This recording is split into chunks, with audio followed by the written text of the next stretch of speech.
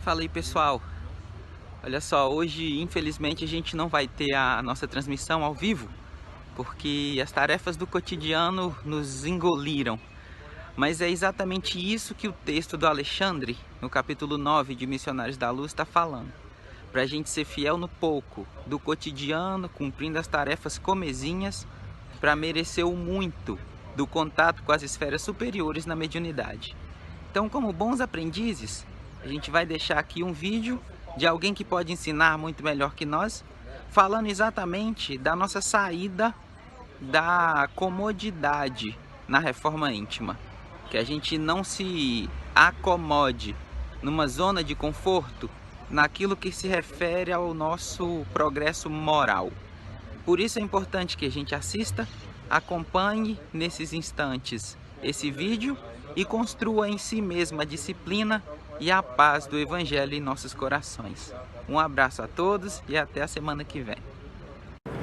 Conta-se que ao entardecer o pai toma seu filho, jovem, e o leva para visitar uma horta. E a criança começa a olhar que algumas hortaliças estavam verdes, umas pequenas, outras em tamanho médio, mas cresciam. Outras, por outro lado, já se apresentavam assim, amareladas, perecendo.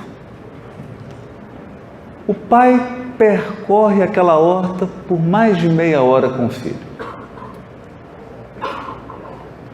Ao final do passeio, ele pergunta: meu filho, o que você aprendeu?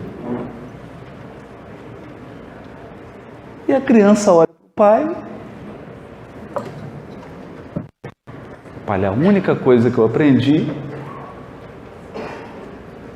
é que algumas verduras estão verdes e outras estão apodrecendo. Ele disse: sim, meu filho.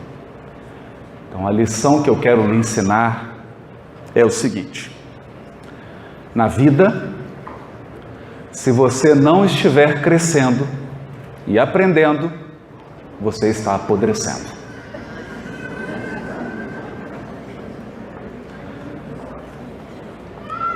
Essa fala de um cuidador de hortas pode ser assim tratada e ampliada com os recursos que o Consolador nos traz para uma reflexão mais profunda. A evolução espiritual não tem fim.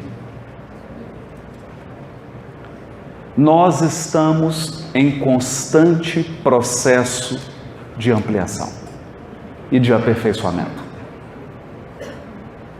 Toda vez em que sentimos forças da inércia nos convidando a parar, seja pelo cansaço, seja pelo desânimo, pelo desgaste das forças emocionais, psíquicas e espirituais, ou seja, pelo contentamento com o grau de excelência atingido, nós ingressamos nos terrenos da acomodação. Quem se acomoda, no dizer do cuidador de hortas, apodrece. Quando alguém chega a Jesus e diz a ele: bom mestre, o jovem, Jesus pergunta a ele: por que me chamas bom? Só há um bom, que é meu Pai. E quando Kardec comenta aquela frase de Jesus no Sermão do Monte: sede perfeitos, como é perfeito o vosso Pai que está nos céus. Kardec nos ajuda a refletir. Que meta você poderia dar para alguém que vai viver para sempre? Uma meta eterna. essa busca de aprimoramento eterna, essa busca de ampliação.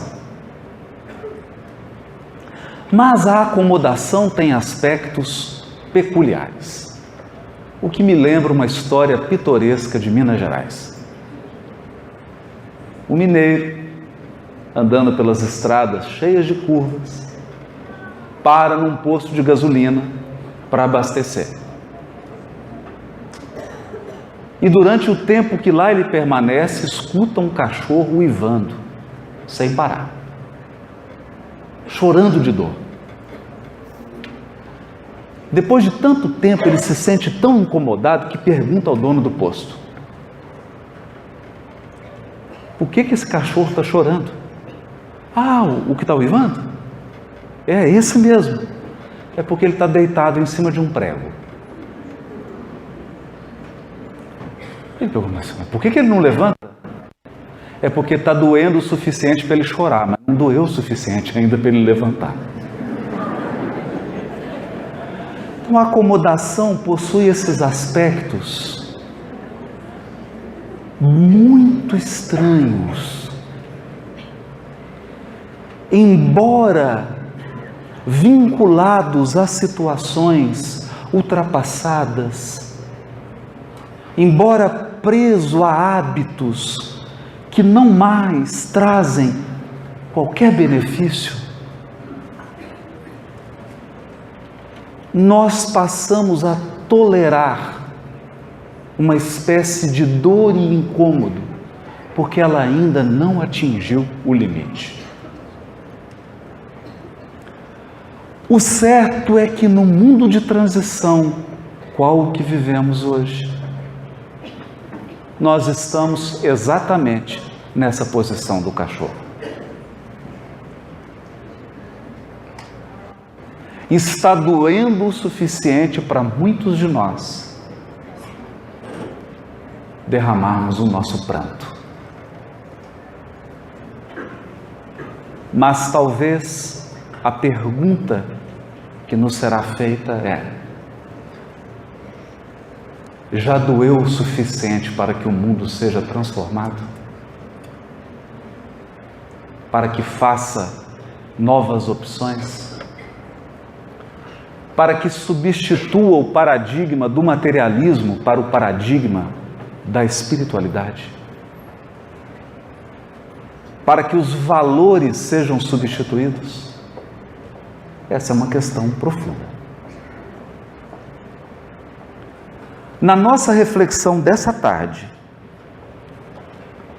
pretendemos pensar, meditar sobre a acomodação, mas num ângulo muito específico. Quando a acomodação se encontra com o amor.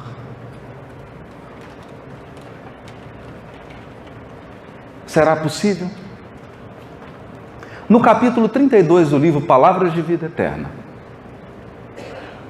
comentando a primeira carta aos Coríntios, capítulo 13, versículo 7, quando Paulo diz assim: o amor tudo sofre. O amor tudo sofre. Emmanuel faz uma série de perguntas. Diz ele: o noticiário terrestre reporta-se diariamente a desvarios cometidos em nome do amor.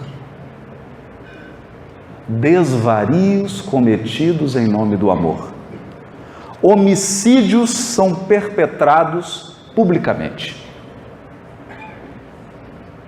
em nome do amor.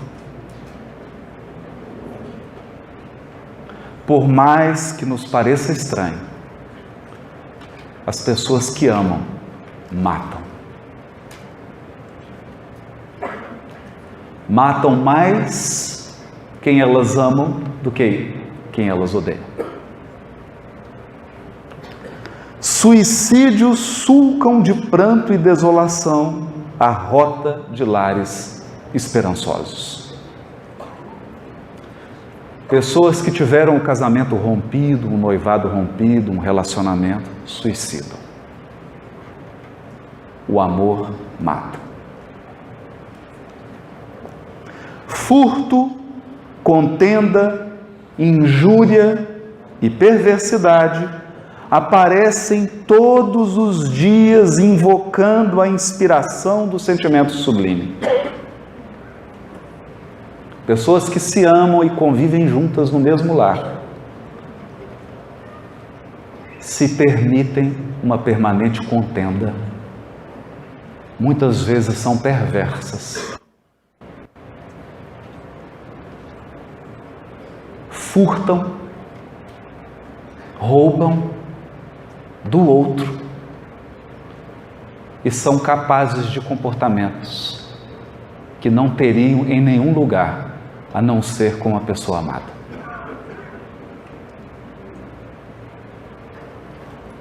Mulheres indefesas, homens dignos, jovens promissores e infelizes crianças, em toda parte, sofrem abandono e aflição sob a legenda celeste, a legenda do amor.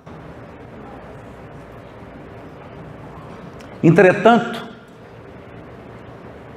só o egoísmo, traduzindo apego da alma ao bem próprio, é que patrocina os golpes da delinquência, os enganos da posse, os erros da impulsividade e os desacertos da pressa. Apenas o egoísmo gera o ciúme, o despeito, a vingança, a discórdia, a acusação e a cegueira. Isso nós sabemos. O que nos chama a atenção é a definição de Emmanuel de egoísmo: apego da alma ao bem próprio. Todos temos o dever de buscar o bem próprio. O nosso próprio bem é dever. Mas o egoísmo é quando esse sentimento de busca do bem próprio se torna apego.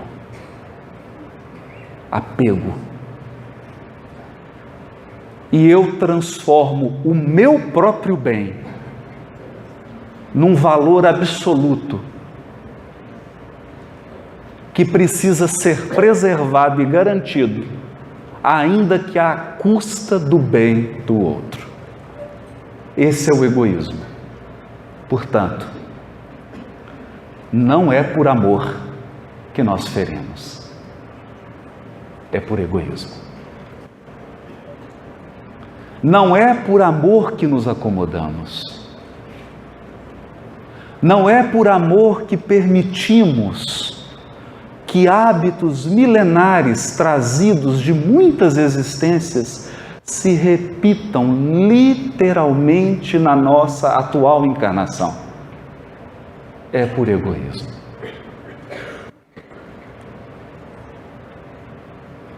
O egoísmo que altera a feição do nosso amor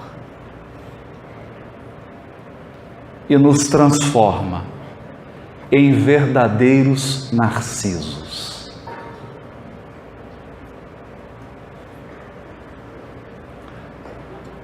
O fator mais desafiador do mito de Narciso não é propriamente a vaidade dele.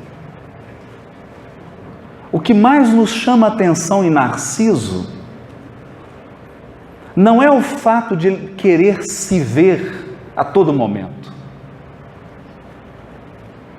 Não é apenas do fato dele estar tão encantado consigo mesmo. O problema mais doloroso do narcisista é transformar o outro num espelho. Esse é o problema. transformar o outro num espelho. Transformar um indivíduo, outro espírito, apenas num instrumento que me sirva. Apenas num instrumento através do qual eu possa buscar meu próprio bem.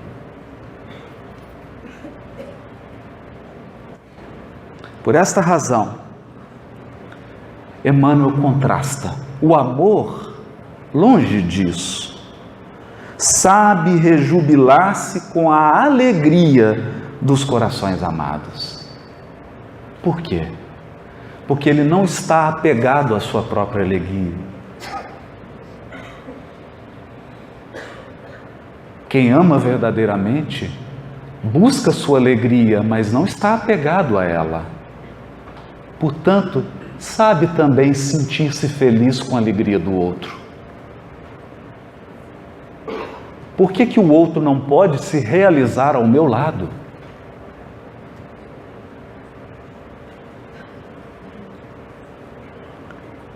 Esposando-lhe as lições e as dificuldades, as dores e os compromissos.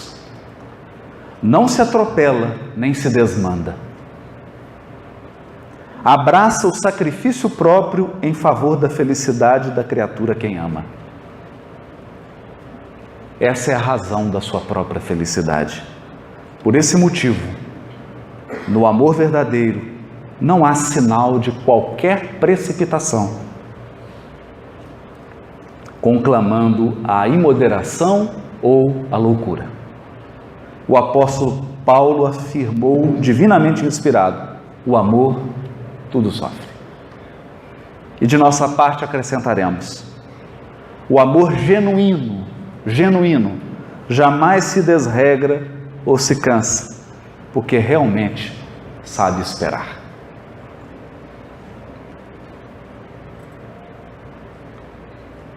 Se o amor bem compreendido não nos autoriza a acomodação, nós nos lembramos então de um caso do Chico. O repórter chegou para ele e perguntou assim: Chico, como que você vê a si mesmo? Olha, eu vejo... Não, como você vê o mundo? Olha, eu vejo o mundo como ele é. E as pessoas, Chico? Eu vejo as pessoas como elas são. E você? Eu continuo mesmo. E aí nós entramos no capítulo 31 do livro Palavras de Vida Eterna, quando Emmanuel comenta o versículo do capítulo 12, versículo 2 do capítulo 12 de Romanos. E não vos conformeis com este mundo. Não vos conformeis com este mundo. Vírgula. E a gente logo espera. Saia então e transforme o mundo. É o que a gente espera na sequência. Não vos conformeis com este mundo, vírgula, mas transformai-vos. Por quê?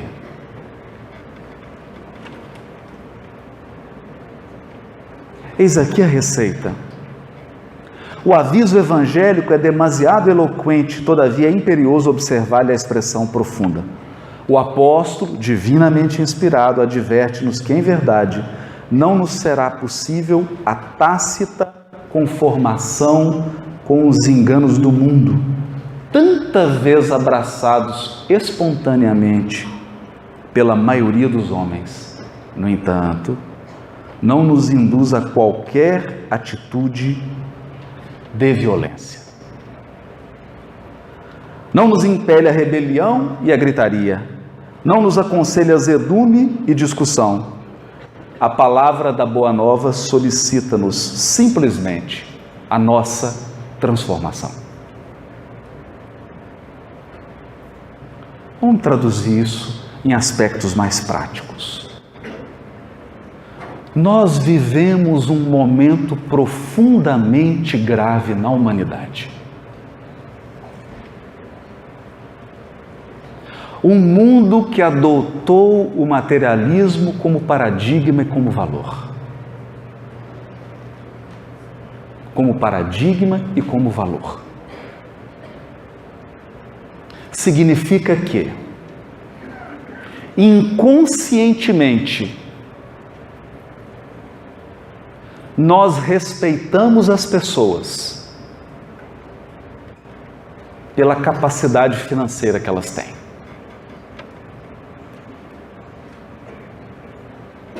Pela capacidade financeira. Basta que alguém exiba uma fortuna para conquistar a nossa admiração. Não importa se ele viva como um alguém em completa loucura espiritual. Nós aplaudimos e admiramos.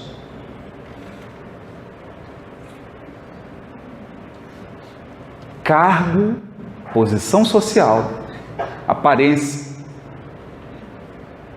O mundo da aparência,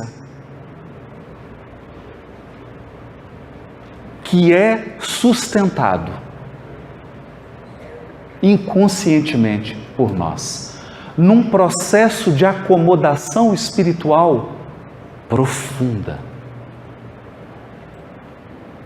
Nós ligamos o noticiário, ficamos aterrorizados, criticamos a violência de um terrorista que toma um veículo e atropela várias pessoas na Espanha.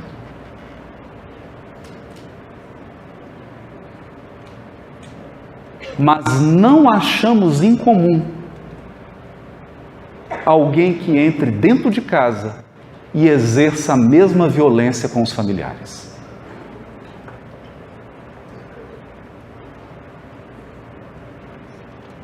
Acreditamos que masculinidade está relacionada com brutalidade.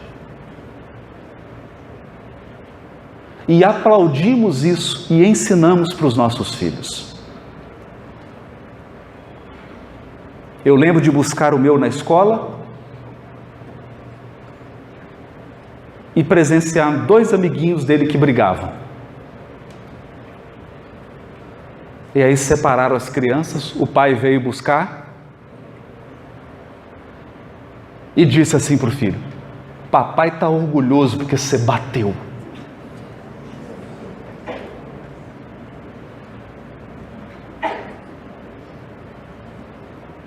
E quantos meninos não chegam em casa depois de uma briga na escola e ouvem do seu tutor, daquele que é responsável pelo seu crescimento espiritual: da próxima vez você revida, seja homem.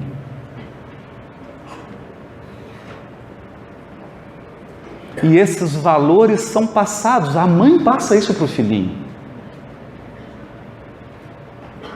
O pai ensina isso para o filho. E esses valores vão se perpetuando. Até quando? Até quando?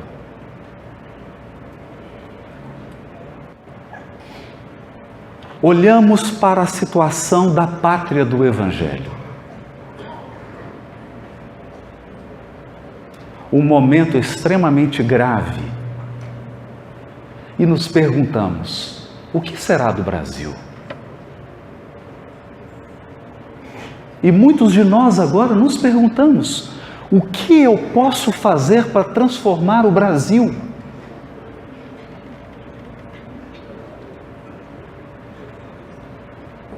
Esse versículo de Paulo nunca foi tão atual. Não vos acomodeis com este mundo, mas transformai-vos. Por quê? Por quê? Emmanuel vai responder aqui. Mas André Luiz também tem uma frase incrível. Porque a virtude, diz André Luiz, não é uma boca que fala, é um poder que se irradia.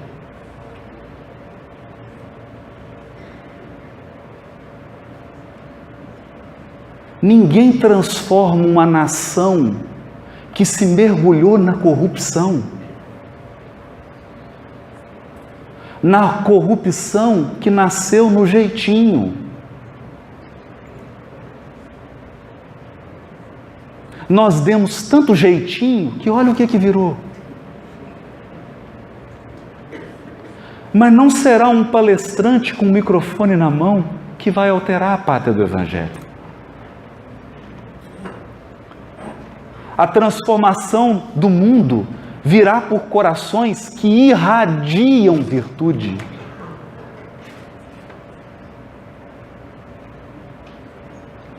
Irradiam virtude. Irradiam o poder da virtude. Transformai-vos. Prossegue Emmanuel. Não nos cabe, a pretexto de seguir o Mestre, sair de azorrague em punho, golpeando aqui, golpeando ali, na pretensão de estender a influência do Cristo.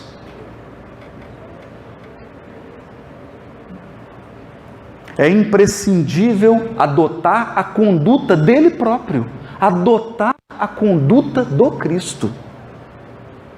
Quem, nos conhecendo as viciações e fraquezas, suportou-nos sem dureza de coração. Suportou-nos sem dureza de coração, orientando-nos para o bem cada dia, com o esforço paciente da caridade, que tudo compreende para ajudar. Tudo compreende para ajudar. Não compreende para manter o desequilíbrio. Não compreende para ser conivente com o crime. Não compreende para ser conivente com o vício e com a acomodação. Compreende para ajudar. Não movimentes desse modo o impulso da força, constrangendo os semelhantes a determinadas regras de conduta, diante da ilusão em que se comprazem. Renovemo-nos para o melhor. Eleva o padrão vibratório das emoções e dos pensamentos. Cresce para a vida superior e revela-te em silêncio. Crescer para os padrões da vida superior e revela-te em silêncio.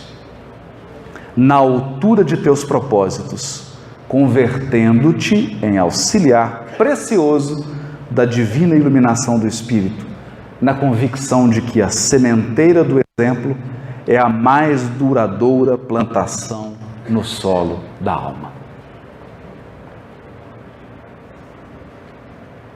A maior plantação que nós podemos fazer numa alma é o exemplo. Um fato que me chama muita atenção na leitura da obra de André Luiz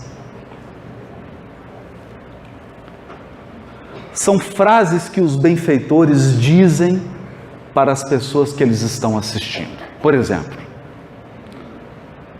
Druso dirá assim: meu irmão, não te aflijas. Eu também já perambulei pelos vales escuros por onde você caminha agora. Olha que interessante isso.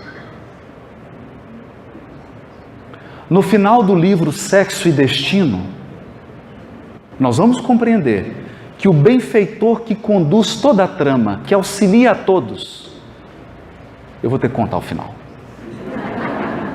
É um spoiler horrível esse, mas quem não leu, me desculpe. Félix foi o causador de toda a tragédia que ele estava ajudando a resolver. Ele foi o pivô.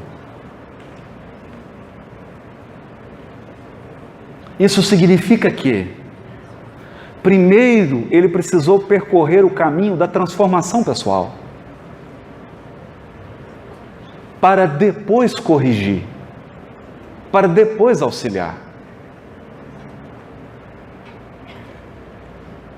E ademais, só corrige com êxito quem se corrigiu,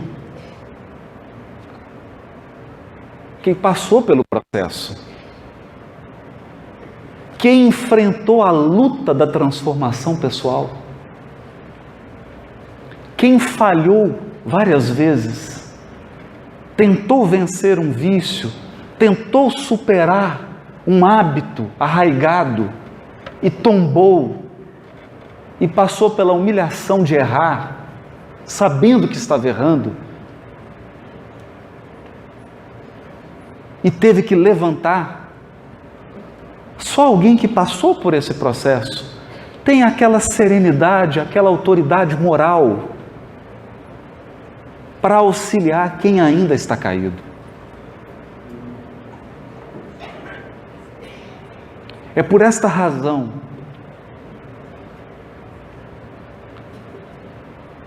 que no padrão de conduta do Cristo não há espaço para condenação. Jesus adverte, e às vezes com muita energia, mas ele nunca condena. Nunca condena. Nunca. Há um tempo atrás, eu conversava com um amigo que é promotor, o Thales, um abraço para ele, né? E conversávamos sobre o aumento da violência no mundo. O aumento da violência. Mas não só o aumento da violência nos atentados terroristas, não só o aumento da violência nas ruas, nas grandes capitais, não só o aumento da criminalidade, o aumento do nosso tom de voz.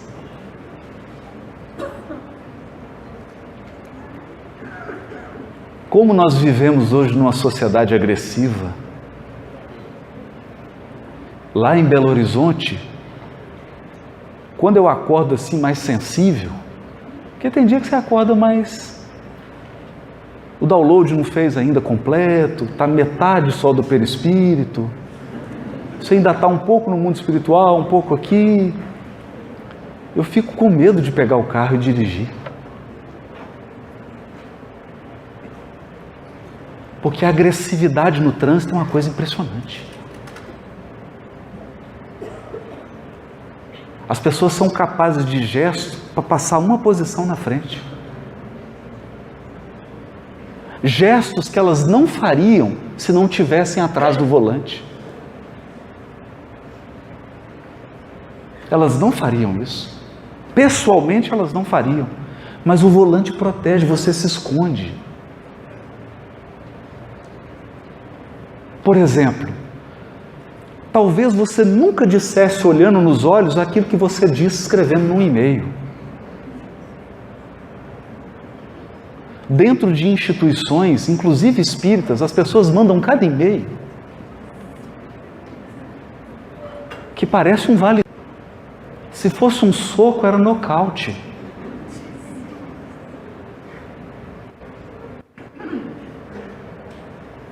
As críticas, então, são ótimas. São ótimas. Agora, recentemente, circulou um grande vídeo de uma audiência, não vou nem dar detalhes, porque a violência está tão grande que hoje as pessoas não se contentam em criticar ou em corrigir, tem que humilhar.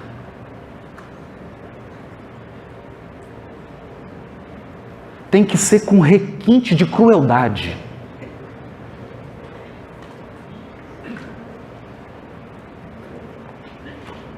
Porque corrigir é uma coisa. Você chega e fala: meu amigo, você não foi tão bem aqui, né? Acho que não ficou legal essa sua fala, você poderia... Não, não é assim. A pessoa, ela quer te ferir, ela quer te diminuir.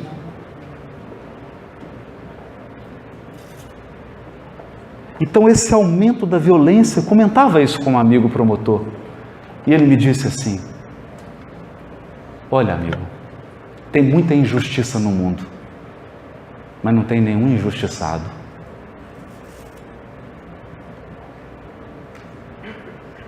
Nenhum injustiçado. Isso nos leva a uma reflexão muito profunda, muito profunda, muito profunda mesmo. Emmanuel, no livro Emmanuel, é o livro em que Emmanuel está mais bravo. Ele está enérgico, não agressivo, mas enérgico. Ele precisava definir pontos, precisava fixar muito forte determinados pontos, para que erros do passado não voltassem a ser cometidos em nome do Espiritismo. Então ele escreve assim, num dos capítulos finais, que nós precisávamos trabalhar pela formação da mentalidade cristã. Formação da mentalidade cristã. É diferente de formar religiosos. Porque nem sempre o melhor ritualista é o melhor cristão. Nem sempre. Muitas vezes nós cumprimos todos os scripts sociais da nossa religião. Como eu não quero falar de ninguém, falar da nossa família. Você diz assim: mas eu vou na reunião mediúnica, eu não chego atrasado. Eu não falto.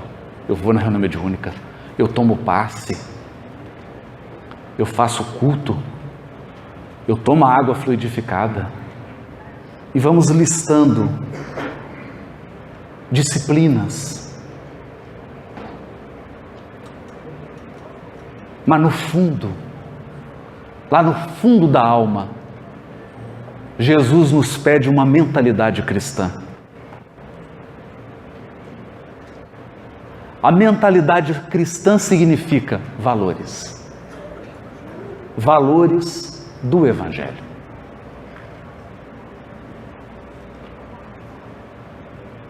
Sem a formação desses valores,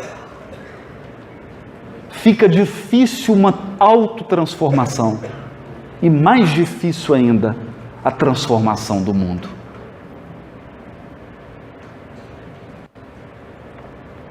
Porque os espíritos que irão promover a transformação do mundo de expiação e provas em um mundo de regeneração são espíritos com autoridade moral. Autoridade moral.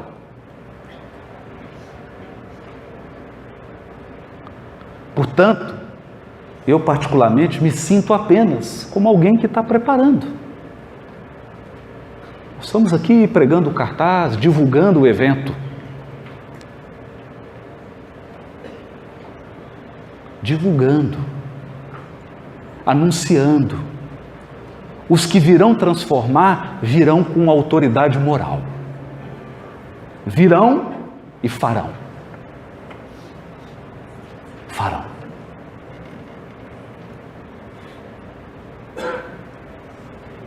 Porque terão um tão alto grau de compromisso com a própria iluminação, um tão grande compromisso com a sua própria transformação, que irão contagiar.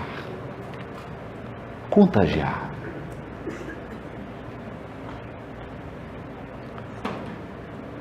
A vida deles irá contagiar.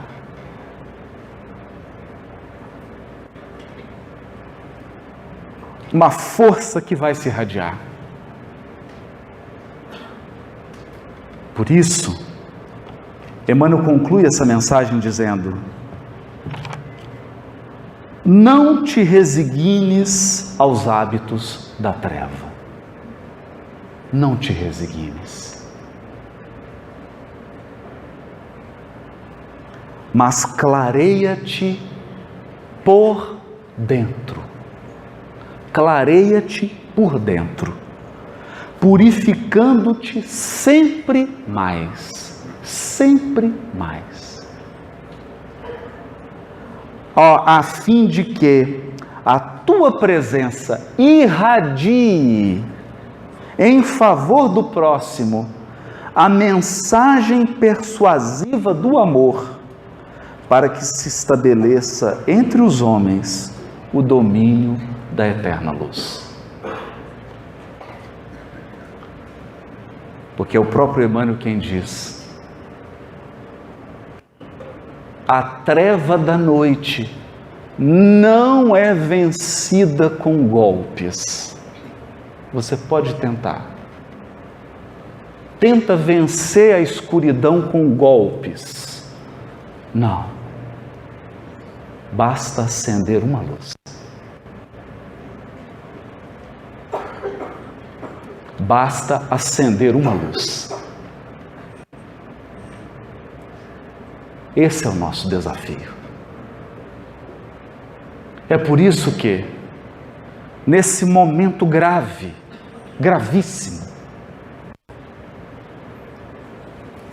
nós somos convocados, aproveitando aqui a fala do Alírio, a esse chamado, convocação do Cristo que é: vós sois o sal da terra. Meus amigos, meus irmãos de Espiritismo, se você vai cozinhar, qual é a receita? 1 quilo de sal para 1 quilo de arroz?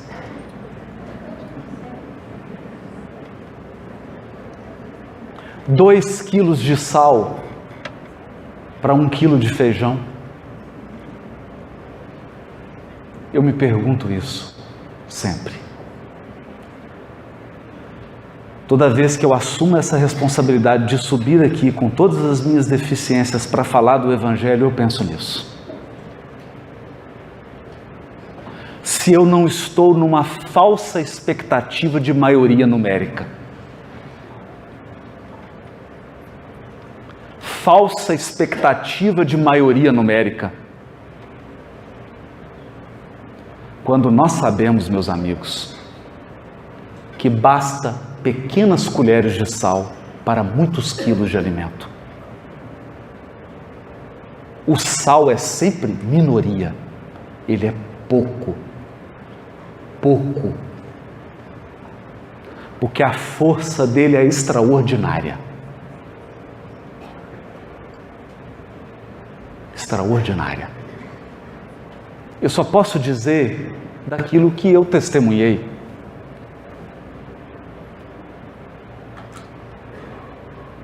Eu sei que no meu estado, uma colher de sal, um homem, mudou meu testemunho de mineiro, mudou o estado. Onde o Chico passou, ele deixou um rastro de mentalidade cristã.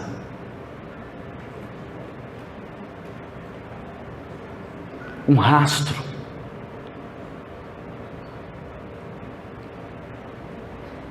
E como que eu posso exemplificar isso?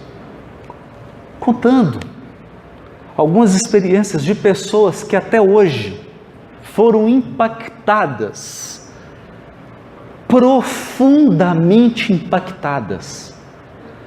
Porque às vezes basta um pequeno esbarrão para que se mude o roteiro da sua vida.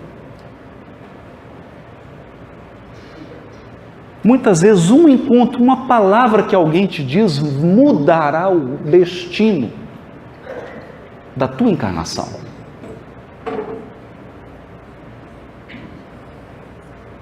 Então eu me recordo do irmão do ex-presidente da Federativa Mineira, me contando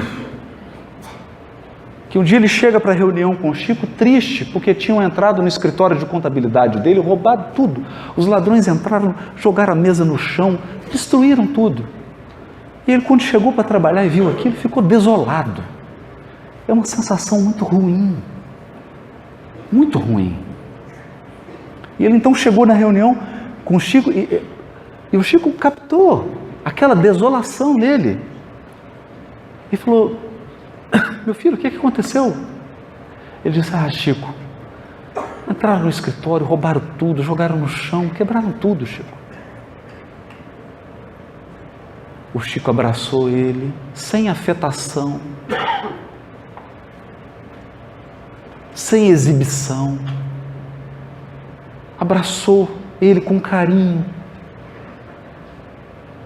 e ele diz que sentiu aquela vibração do Chico, e o Chico disse para ele assim: meu filho, é tão bom devolver.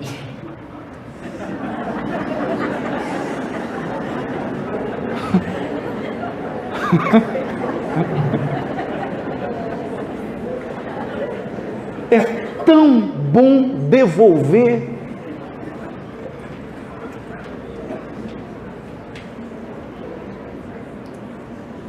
Imagine. É o sal. É o sal. Vós sois o sal da terra. É como essa campanha linda da Federação Gotas. Gotas.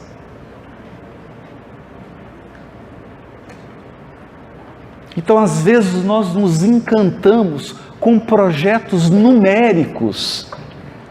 Vamos criar um projeto, uma campanha para envolver 500 mil pessoas em Cuiabá e transformar. Não sei. Se fosse assim, o Cristo já teria feito. Ele mesmo, pessoalmente. Isso nos faz lembrar, já que está tudo tão decorado aqui, lembrando Paulo, né? Nos faz lembrar Paulo, depois que ficou 3 anos no deserto.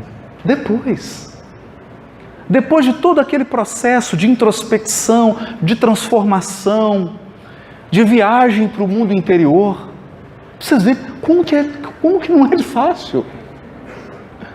É tão difícil vencer a acomodação. Eu não estou dizendo da acomodação que é um domingo à tarde em Cuiabá, aquele tempo ameno, 42 graus, e aí você almoçou mais tarde e dá aquele efeito mediúnico, você desdobra. Não é essa acomodação. É aquela acomodação a valores e hábitos que nós estamos repetindo há 20 encarnações. 30. Valores que eram interessantes no Império Romano, mas assim, o Império Romano já acabou. Você está agora em Cuiabá. Não é mais útil. Foi importante, mas não é mais. E nós insistimos naquelas estratégias, nas mesmas.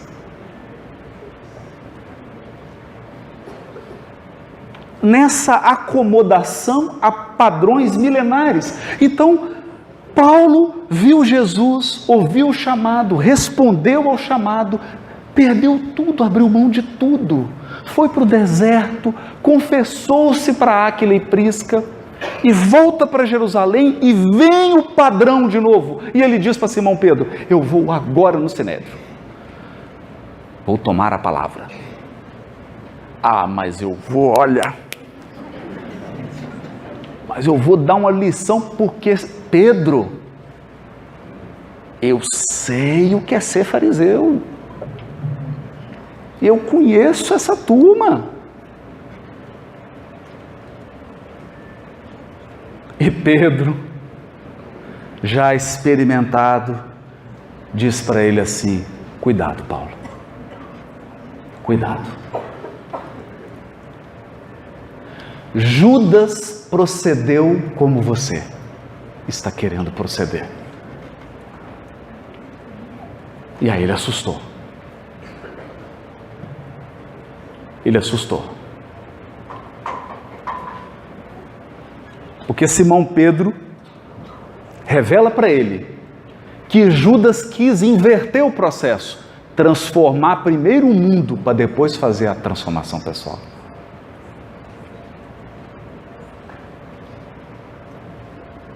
É uma tentação.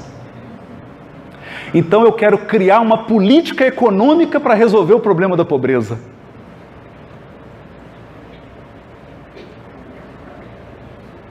E se a pobreza for do espírito? De valores espirituais? Você tira a pessoa da carência social, mas não consegue tirá-la de um processo de acomodação espiritual.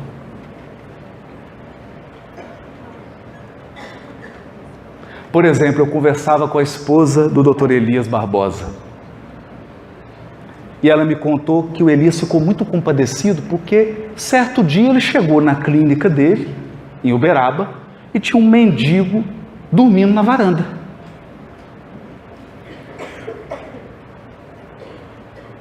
E o Dr. Elias falou: meu Deus, meu filho, o que é isso? Não, aqui foi, deu um banho, colocou roupa e deu comida e já olhou alguma coisa. Dia seguinte, estava lá o mendigo com a mesma roupa, sujo de novo, deitando. Ele falou: meu Deus, que... E tentou ajudar, foi ao Chico.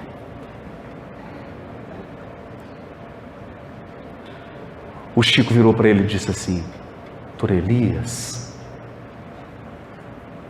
faça tudo o que você puder para ajudar esse irmão, meu amigo, mas não alimente muitas expectativas.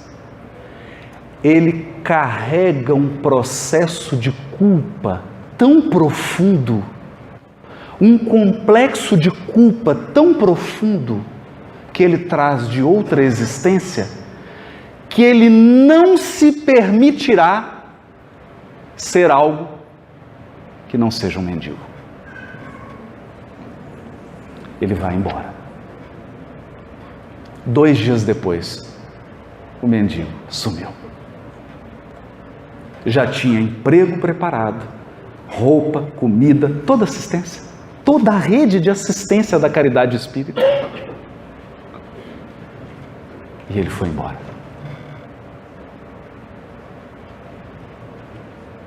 Então Paulo acreditava nessa ilusão de que eu posso criar um programa para transformar o mundo antes de transformar o ser humano. Ou que eu posso me engajar num programa de transformação do outro antes de me transformar. Não vai funcionar. Não vai.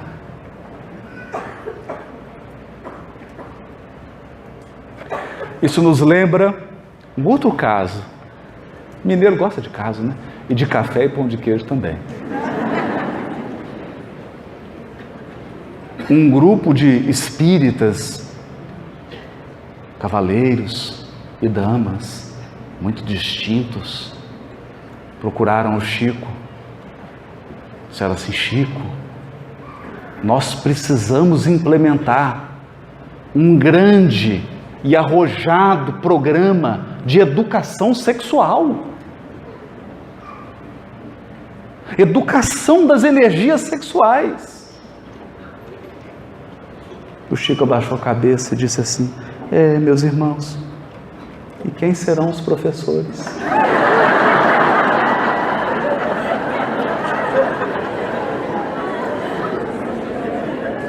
Quem serão os professores?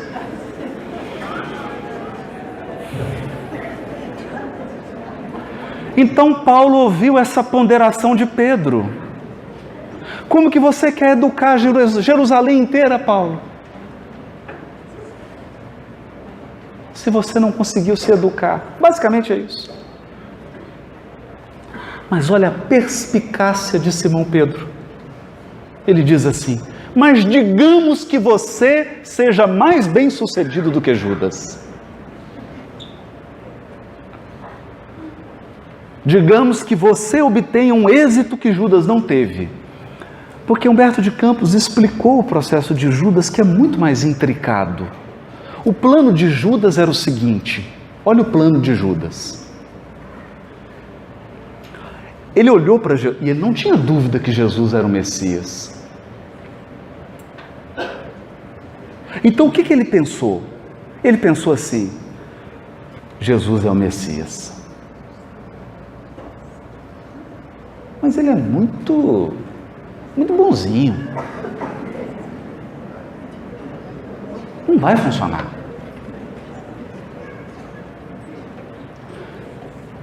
Ele vai precisar de alguém que faça a parte assim mais bruta.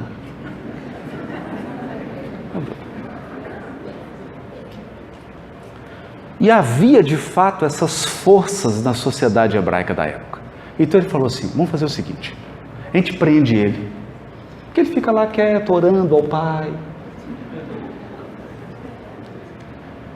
e a gente faz a revolução, lutamos com o Império Romano, fazemos a guerra, conquistamos a autonomia administrativa e financeira da nação escolhida, cortamos algumas cabeças, natural. Na hora que tiver tudo pronto, a gente entrega o reino para ele.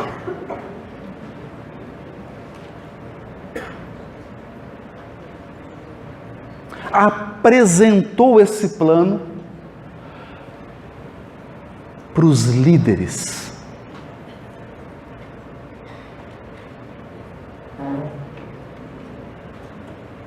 E aqueles homens versados na maldade, com aparência de bondade, falaram: claro, seu plano é extraordinário. Nós vamos te dar até um adiantamento aqui, se você começar, né? Não precisou nem do programa Gotas da Federação, já ganhou logo uma bolsa, vamos aqui o primeiro recurso, e então você vai agora nos ajudar, a gente aprende ele, né? Você convence ele, porque esse homem escapa, já tentamos prender ele, ele escapa. Você convence, a gente prende, faz a revolução, depois solta. Só que era uma armadilha. Quando ele percebeu que fora vítima de um engano tão pueril, ele se suicidou.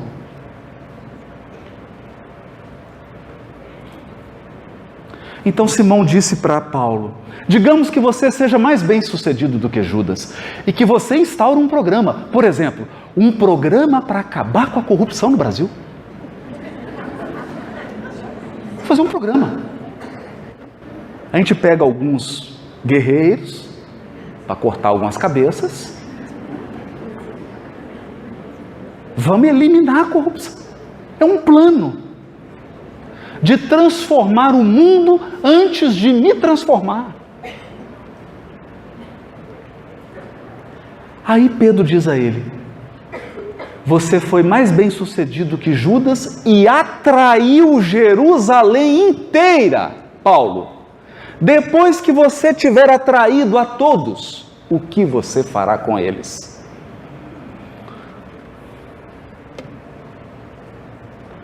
Paulo, o nosso trabalho não é de atrair, é de converter. Converter. Não atrair. Atrair exige certas habilidades, mas não é tão difícil assim. Não é tão difícil assim. Você atrai uma multidão. Mas Paulo, quem converte é o Cristo. Nosso trabalho é de pescar almas para o Cristo, não para nós. Nós não temos essa força moral. Não temos. Por isso, não vamos nos contentar com esse mundo de expiação e provas. É claro, nós temos uma árdua tarefa pela frente. O mundo está repleto de injustiça. A minha vida está repleta de injustiça. Repleta. Eu me lembro, o Chico foi visitar uma pequena cidade. Aí, você já sabe que pequena cidade, a gente já sabe como é que é, né? Então foi aquele alvoroço, né? Aí vieram todas as autoridades, o prefeito, todos os vereadores, o juiz, o promotor, o delegado, todo mundo se reuniu, aquelas autoridades, e perguntaram para o Chico: nossa cidade é bela, né? Qual local você quer conhecer, Chico? A gente te leva. Ele: a cadeia pública. Nossa Senhora. Hoje é tanta coisa, né? Tem o lugar lá do bolinho de arroz, tanta coisa boa para ver, né? Ele queria ver a cadeia pública. Entrou na cadeia.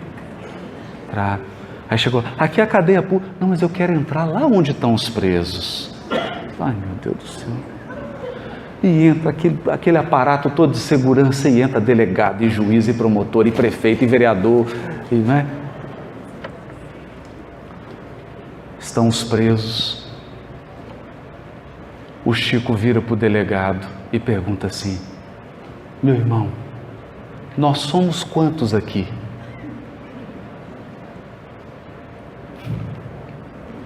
O delegado começa a chorar. Ele não perguntou: são quantos presos? Ele perguntou: nós somos quantos aqui? Sabe por quê? Porque um dia ele perguntou para Emmanuel: Emmanuel, o que é um criminoso? Emmanuel respondeu para ele: Chico, é qualquer um de nós que foi descoberto.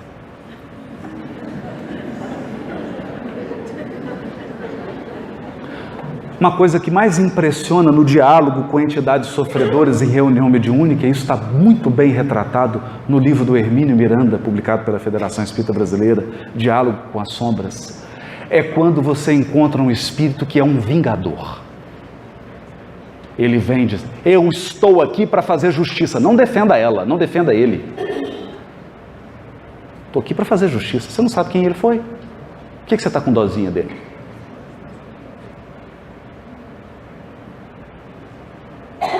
Eu vim aqui cobrar. E o diálogo prossegue com amor, com sabedoria. Está lá no livro Diálogo com as Sombras. E aí o Hermínio diz para o espírito assim: tem um processo na sua frente.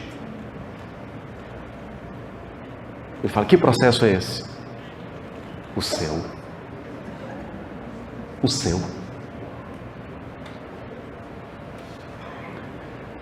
E o espírito, quer dizer, a espiritualidade consegue criar aquele objeto que continha parte da história daquele espírito, algumas encarnações, e quando ele toma contato com as atrocidades cometidas, esse espírito entra em profunda perturbação.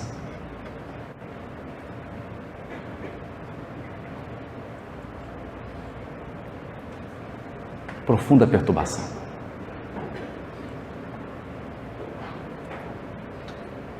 Eu me lembro de um amigo, ele é muito brincalhão, ele não é espírita. Então um dia ele me mandou uma mensagem assim: Haroldo, Sabe o que é inferno? Eu sabia que vinha alguma coisa assim. Falei, não sei. É você desencarnar.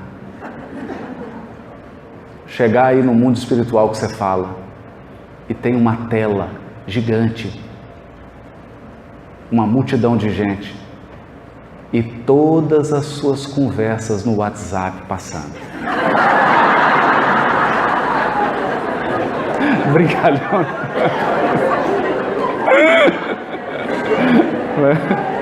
E eu fiquei rindo com aquela imagem. É uma imagem simples, né? Mas tão profunda, né? Agora, o WhatsApp dessa vida. Meus amigos,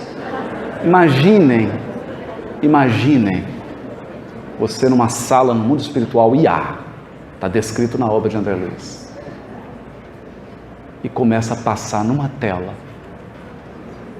fatos tristes das nossas últimas 10 reencarnações.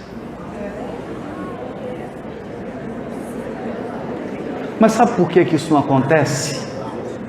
Sabe por que isso não acontece? Porque a justiça divina não é de condenação.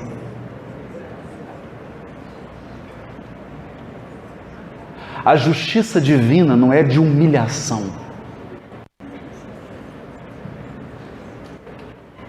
A justiça divina é de recuperação, de restauração. Restauração. Por isso, a bênção do esquecimento.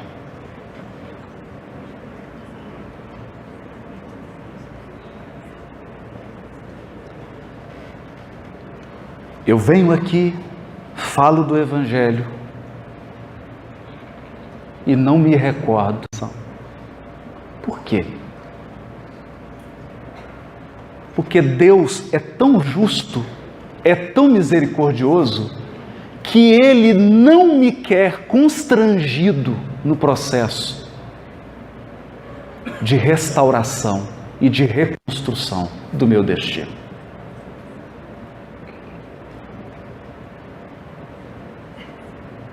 Então eu venho aqui espontâneo,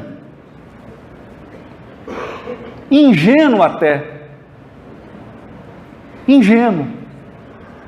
sem saber, para que a minha adesão ao bem seja espontânea e seja fruto de um gesto de amor, não de constrangimento.